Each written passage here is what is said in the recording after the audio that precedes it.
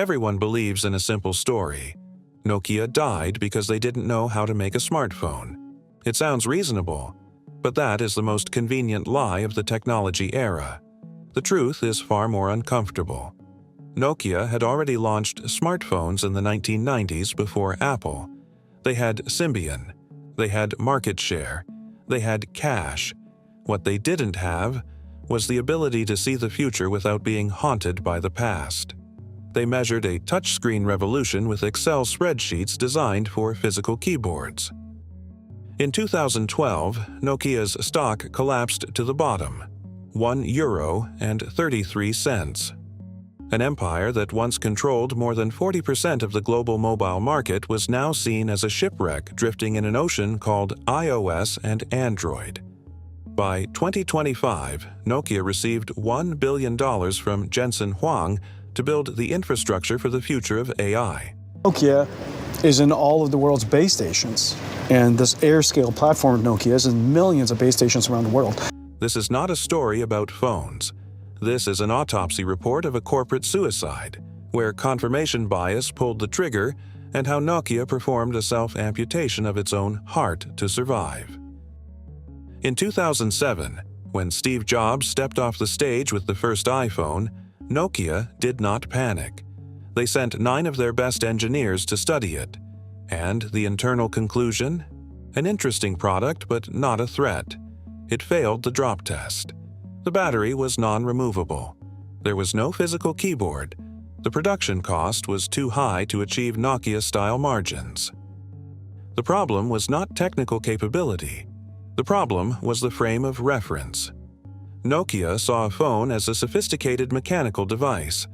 Apple saw it as a software platform that could be updated, expanded, and lock users into an ecosystem.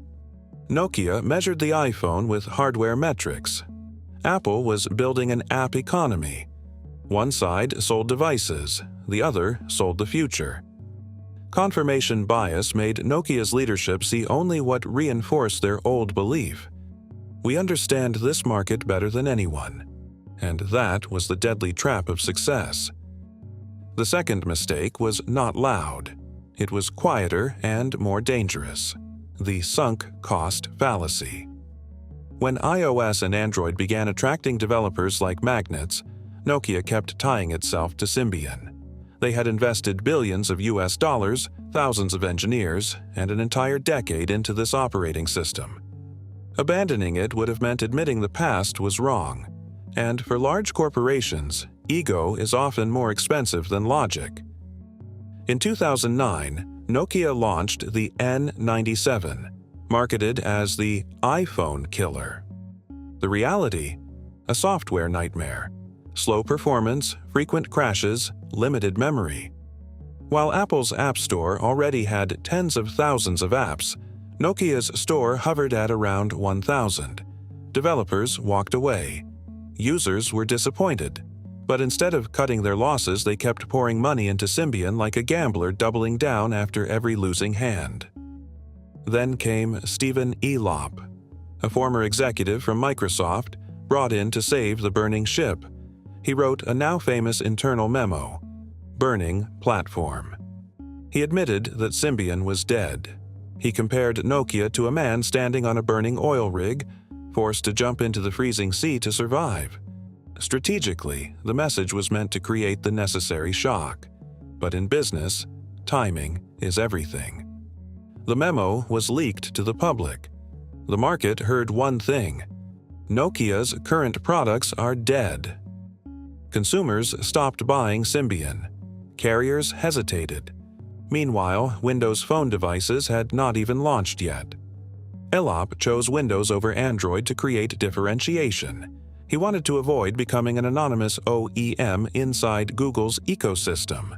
The idea was not wrong, but it bet Nokia's fate on an unproven platform.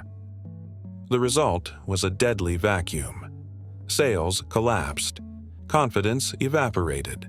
The stock lost 98% of its value, hitting €1.33. There was no single bullet that killed Nokia. Only a chain of decisions driven by confirmation bias, sunk costs, and a strategic leap mistimed. Success had once been their armor. In the end, it became their chains. While the Western press was asking, "When will Nokia go bankrupt?" there was one man who did not join the chorus of panic. Risto Siilasmaa, chairman of the board, was not the kind of CEO who appeared on magazine covers. He was an engineer, an investor, a man who understood that sometimes, to save a body, you must accept cutting out a necrotic heart. He called his strategy changing the engine mid-flight. Nokia did not have the privilege of landing to make repairs. They had to restructure themselves while still in free fall, and the most shocking decision was the 2013 deal with Microsoft. $7.2 billion in cash. The world called it surrender. I call it a cold and precise asset liquidation. Nokia sold a sinking ship for the price of a luxury yacht. 2 years later, Microsoft was forced to write off the entire $7.6 billion, admit failure, and lay off 7,800 employees. That was not failure. That was timing. When you know your asset will keep depreciating, selling it at the peak of illusion is an art. Siilasmaa understood that the phone company reputation was just a coat of paint. The real value lay in what the world could not see. While the media clung to the corpse of the phone business, Nokia quietly bought back 100% of the joint venture stake from Siemens for approximately 1.7 billion euros. They consolidated control over their network infrastructure division. The strategic rule was rewritten in one simple sentence: stop making phones. Start building the networks that every phone depends on. Phones are consumer products, pressured by upgrade cycles and retailer margins. Network infrastructure is the backbone of the digital economy. The margins are different. The cycles are different. The power is different. Nokia walked away from the spotlight and returned to the control room behind the curtain. Ruthless detachment, the brutal separation from ego, is something most American corporations never manage to do. They cling to their brand the way others cling to memory. Nokia chose to cut off its own symbol to preserve cash and control of the network. And in a world where empires fall because of arrogance, that was a rare act of cold clarity. Selling the phone division brought in $7.2 billion in cash. Most CEOs would have used that money to retreat, cut costs, and defend. But under CEO Rajiv Suri, Nokia chose a different path.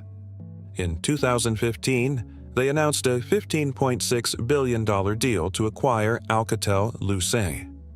It's buying its Franco-American rival Alcatel-Lucent in a deal that's worth $15.6. A gamble twice the size of the cash they had just received. Wall Street was uneasy. Two bulky telecom companies merging sounded like a recipe for an integration disaster. But this was not a deal to simply buy market share. It was a move to rebuild the backbone. The real asset in that deal was Bell Labs, the birthplace of the transistor, of mobile communications, of tens of thousands of patents. Around 20,000 patents. Ammunition for the emerging 5G war. Nokia no longer wanted to be a fragmented equipment vendor. They wanted to control the value chain from radio to core network to management software, an end-to-end network. When you own the entire system, you are not just selling hardware. You are selling long-term dependency. Then geopolitics stepped in as a catalyst. In 2019, the United States and several European countries tightened restrictions or banned Huawei from 5G infrastructure over security concerns. A massive vacuum opened in the global network equipment market. Western carriers needed a safe alternative. Nokia was ready.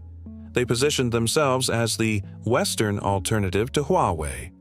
Not an empty slogan, but a pitch delivered at the right moment. More than 100 commercial 5G contracts were signed during the peak deployment phase. That was not just luck. It was preparation meeting a political tailwind. I see this clearly. Nokia did not revive because of nostalgia. They revived because they dared to bet their entire crisis cash on a future that did not yet exist, then leveraged a world order that was fracturing. In the game of global power, survival is sometimes not enough. You have to stand in the right position when another empire is removed from the board. After pivoting to 5G infrastructure, Nokia ran into harsh reality again. They lost billion-dollar contracts in the United States to Ericsson and Samsung. Names like Verizon and AT&T walked away one by one. First quarter 2025 profit plunged 89%. And was this the old cycle repeating itself? But this time, the game was no longer purely about 5G. It was about AI. And at the center of that frenzy was Jensen Huang and the chip empire of NVIDIA. The $1 billion agreement was not just a commercial contract, it was an architectural choice for the future of telecom networks.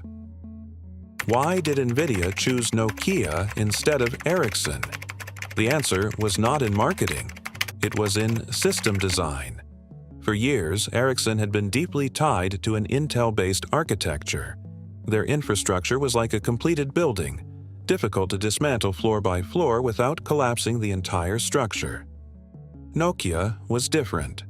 Their inline design allowed AI workloads to be integrated directly into the signal processing flow without tearing down and rebuilding the entire network.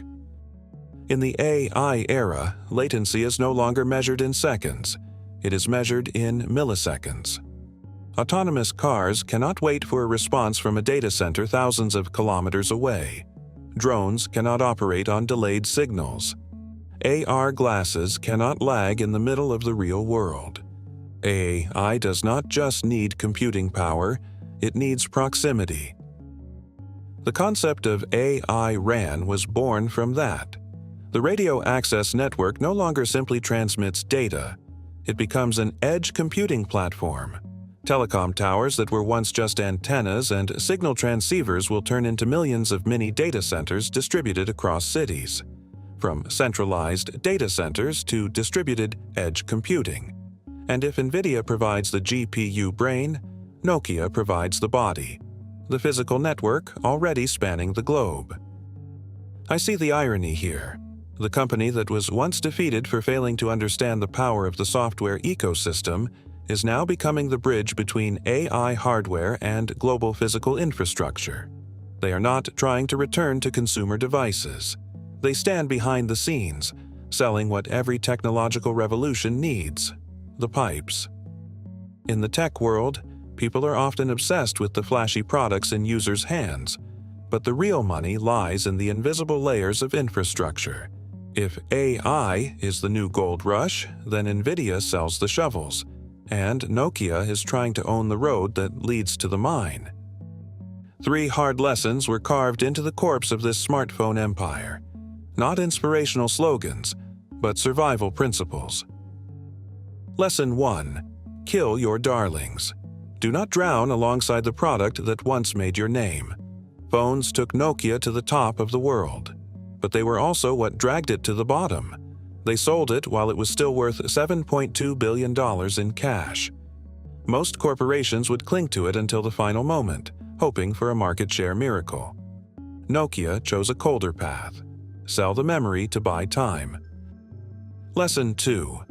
Offense is the best defense in a crisis. Liquidation cash is not meant to sustain a slow decline. It must be used to acquire the future.